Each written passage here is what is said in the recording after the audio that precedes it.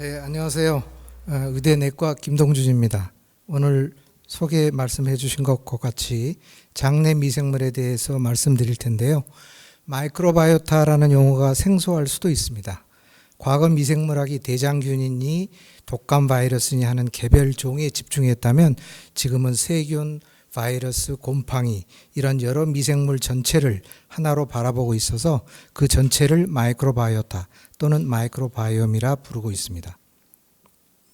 국립박물관에서 제가 찍은 사진인데요. 은둔하고 있는 현자라는 제목이 붙어 있습니다. 저는 이 그림을 보자마자 간경화 환자구나 이렇게 생각했어요. 왜냐하면 배에 복수가 있고 손이 부어 있으며 근육이 빠져 있고 피부 색조도 짙습니다. 제 눈에는 간경화 환자인데 박물관의 학예관은 달리 보겠죠. 오늘 말씀드릴 내용은 진실입니다만 다층적 진실의 전체가 아니라 제가 바라보는 진실의 한 층이라 할 수도 있겠습니다. 세 가지 질문을 함께 생각해 보겠습니다. 첫 번째 질문입니다. 우리 몸은 우리만의 것인가? 시골집에는 풍뎅이가 있었고 벽장에는 지네도 있었습니다. 놀랄 일은 아니죠. 원래 우리 집이 아니라 그들의 집, 그들의 집터였잖아요. 생물들이 함께 살면서 도움을 얻으면 공생이라 하고 한쪽만 피해를 보면 기생이라 하는데 이 구분도 사실 모호합니다. 자연을 숙주로 본다면 인간의 삶이 기생일 테니까요. 나이가 들면 식도에 곰팡이가 핀 경우가 자주 있습니다. 원래도 곰팡이가 있었는데 약해지면 드러나는 것이라 할 수 있습니다. 어릴 때 수두를 앓고 오랜 세월이 지난 후에 대상포진이란 병을 앓기도 합니다.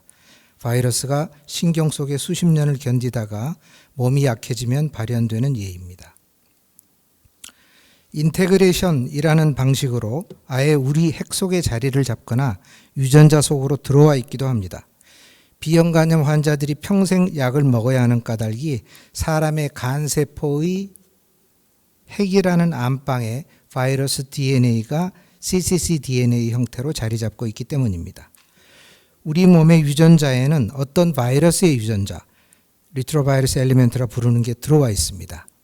전체 유전자의 5 내지 8% 정도이니 적은 양이 아닙니다. 아직 그 기능을 잘 모르지만 진화 과정에서 바이러스 유전자들이 우리 유전자 안으로 들어왔다고 추정하고 있습니다. 종을 유전자의 차이로 분류하므로 인간이란 종은 인간과 바이러스의 혼합종이 되는 것입니다. 우리 몸은 우리 삶을 담고 있는 그릇입니다. 모든 것은 몸에서 나옵니다. 정신도 그렇습니다. 그런데 우리 몸은 다른 이들의 삶을 담고 있는 그릇이기도 합니다. 창자에, 피부에, 입속에 많은 미생물들이 살고 있거든요. 10% 휴먼이란 책이 있었어요. 한국어 번역도 있었는데 우리 몸 세포보다 10배 많은 미생물들이 살고 있으니 우리 몫은 10%라는 얘기인데요. 좀 과장이고 지금은 사람의 세포 수보다는 좀 많은 양 정도라고 계산하고 있습니다. 휴먼 지놈 프로젝트는 다들 들어보셨잖아요. 휴먼 지놈 프로젝트가 끝나고 곧 휴먼 마이크로바이옴 프로젝트가 수행되고 발표되었습니다. 그림이 복잡한데 입, 코, 창자 등에 각기 다른 미생물이 있다는 겁니다. 아니 당연하지 대변에 있는 미생물이 입에서 살 수는 없지 않겠습니까? 그렇게 서로 다른데도 대사 과정은 입속에서나 대변에서나 비슷합니다. 사람이나 미생물이나 겉모양은 크게 달라 보여도 먹고 사는 것이 비슷할 테니 그럴 것도 같습니다. 요약하자면 미생물들이 많이 있고 다양하다. 또 손상이나 변화된 후에 복원력도 크다는 것입니다. 더 나아가 환자들은 정상인과 다른 마이크로바이오타를 가진다는 것도 알게 되었습니다. 다만 10여 년 전에는 그 다름이 질환과의 연관성인지 질환의 원인인지가 모호했습니다. 이제 우리는 첫 번째 질문에 대해 전과 다른 생각을 가질 수 있게 되었습니다. 두 번째 질문입니다. 비알코올 지방간 질환은 알코올과 관계가 없을까? 비알코올 지방간 질환 또는 비알코올 지방간염이라는 용어는 들어보셨고 또 한국에서 증가하고 있다는 얘기도 들으셨을 겁니다. 비알코올이란 말이 술이 원인이 아니란 뜻이고 주로 뚱뚱한 사람에게 생기지만 마른 사람에게서도 생겨서 이를 마른 비만이라 한다는 말도 들으셨겠습니다. 이 병명이 처음 제한된 것은 1980년입니다. 술 때문에 생기는 간염은 바이러스 간염과 간 조직 소견이 달라서 술이 원인인지 바이러스가 원인인지를 알 수 있습니다. 그런데 이상하게도 술을 마시지 않았다는데도 마치 술을 마신 사람과 같은 간 조직 소견을 보인 환자 20명을 모아서 메이어 클리닉 병리 의사가 이름을 붙인 것이 그 시작입니다. 술의 양으로서 알코올 간 질환과 비알코올 간 질환을 구분합니다. 어느 정도 이상을 마시면 알코올 간 질환으로, 어느 정도 이하면 비알코올 간 질환으로 정의하는 건데 좀 엉성하죠. 그러다 보니 중간에 있는 이들도 있고, 그럼 이들은 뭐가 원인이냐는 문제도 있고 그렇습니다. 알코올 간 질환과 비알코올 간 질환은 조직 소견이 비슷하기도 하려니와 술 마시는 사람은 배가 나오기도 하고 또 자주 동반되는 유전자 변이가 아주 비슷합니다. 이런 것들인데요. 그러다 보니 알코올인지 비알코올인지가 긴가민가 하게 됩니다. 1984년 세계 법의학 회지에 실린 홋카이도 대학의 보고입니다. 이 일본 사람은 밥을 먹으면 일본 술 400ml를 마신 것처럼 혈중 알코올 농도가 올라갑니다. 경찰은 음주자로 보고 이 사람은 술을 마시지 않았다고 주장하는 것이죠. 그의 뱃속에는 밥을 술로 만드는 술 공장이 있어서 밥을 먹으면 취합니다. 이를 오토브리어리 신드롬, 스스로 술을 만드는 증후군이라 부릅니다. 2000년 존스 홉킨스 내과의 생쥐 실험입니다. 오비오비 마우스라고 부르는 뚱뚱한 쥐가 있는데 그 쥐의 날숨에서 마른 쥐에 비해 술 냄새가 나고 항생제를 먹여서 장내세균을 죽이면 술 냄새가 반으로 떨어집니다. 그러니 비만과 관련된 지방간이 창자에서 만들어진 술 때문일 수 있겠다는 통찰을 주는 연구였습니다. 이건 독일의 소아과 논문입니다. 비알코올 지방간 질환을 가진 어린이의 혈중 알코올 농도가 정상보다 높다는 겁니다. 어린이의 혈중 알코올 농도입니다. 이건 사람 중에서 술 때문에 간 질환이 있는 사람의 대변을 생쥐에게 주면 간 기능이 나빠지는데 그 생쥐에게 술을 마시고도 간 질환이 없는 사람이 있잖아요. 그 간 질환이 없는 술을 좋아하는 사람의 대변을 다시 주면 생쥐의 간 기능이 회복된다는 것입니다. 2019년에 정교한 논문입니다. 사람의 장에 클렙시엘라 뉴모니아라는 균이 살고 있는데 뚱뚱한 사람의 장에는 클렙시엘라 뉴모니아의 특별한 스트레인을 있는 걸 찾아냈습니다. 이 스트레인은 먹이를 먹고 부산물로 알코올을 많이 생산해내는 스트레인입니다. 이 스트레인을 따로 키워서 생쥐에게 주면 마치 뚱뚱한 사람의 비알코올 지방간과 흡사한 조직 변화가 옵니다. 어떤가요? 뚱뚱한 비만과 비알코올 지방간 사이에 알코올을 만들어내는 장내 세균이 매개하고 있다는 것이잖아요.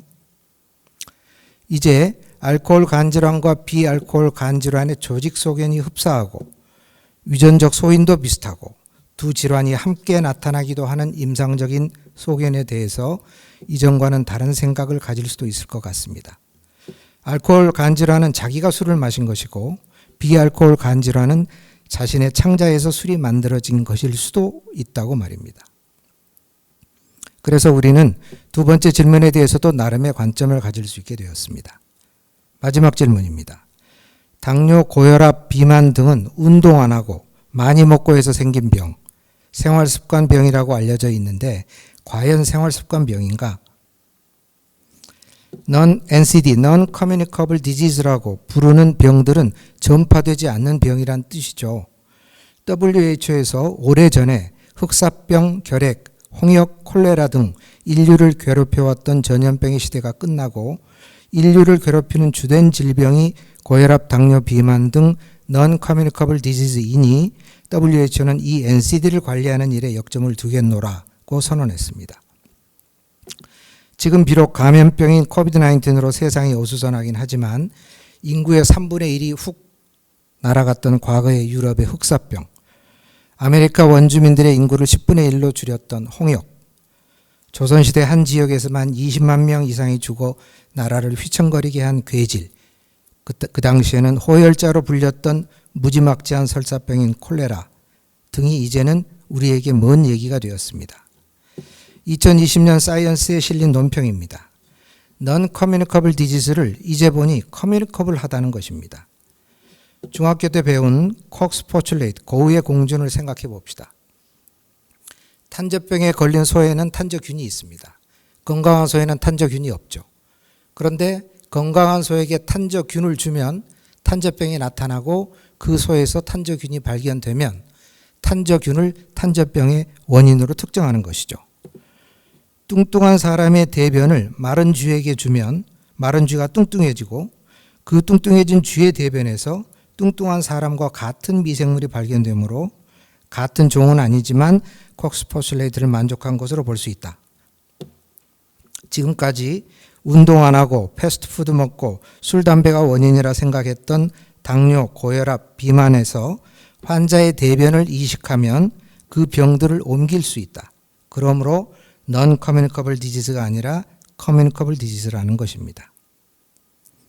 연관성, association과 원인, causality는 다른 개념이고 연관성을 살펴보는 연구보다 인과관계, 원인을 특정하는 연구는 더 어렵습니다. 이 연구는 당뇨병에 관한 건데 어떤 통계 기법으로 인과관계를 살펴보니 장내 미생물과 그 대사산물이 당뇨병과 비만의 원인이라는 연구입니다. 심하게 뚱뚱한 사람들이 체중 감량을 위해 수술을 받습니다. 음식물이 소화되지 않은 채 지나치도록 기를 만들어서 체중을 줄이는 수술입니다. 뚱뚱해서 체중을 줄이는 수술을 받았던 사람의 대변과 뚱뚱하지만 수술을 받지 않은 사람의 대변을 뚱뚱한 사람에게 각각 배변 이식을 하면 비만과 관련된 여러 대사 지표들이 변화합니다. 벨기에에서 임상시험의 첫 단계인 건강한 자원자들을 대상으로 Proof of Concept 스터디를 한 결과입니다. 추론이 맞는 것인지를 보는 것이죠. 에크만세와 뮤시니필라라는 균주를 먹였더니 당뇨병의 시작인 인슐린 저항성이 개선되고 콜레스테롤이 낮아지고 체중도 살짝 주는 듯하고 뱃살도 살짝 빠지는 듯하다는 겁니다.